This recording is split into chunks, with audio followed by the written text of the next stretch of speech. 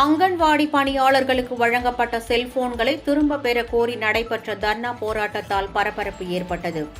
திருப்பூர் மாநகரில் 110 அங்கன்வாடி மையங்கள் செயல்பட்டு வருகின்றன.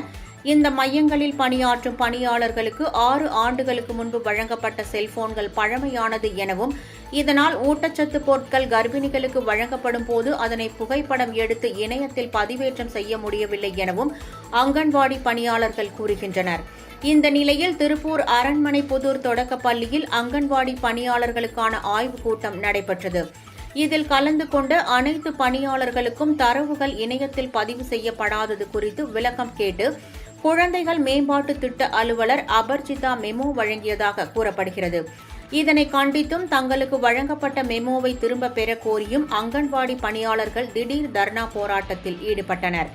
தகவல் கிடைத்து அங்கு வந்த போலீசார் அங்கன்வாடி பணியாளர்களை சமாதானப்படுத்தி பேச்சுவார்த்தை மூலம் பிரச்சினைக்கு தீர்வு காணுமாறு கூறியதைத் தொடர்ந்து அனைவரும் கலைந்து சென்றனர். இதனால் அங்கு பரபரப்பு ஏற்பட்டது.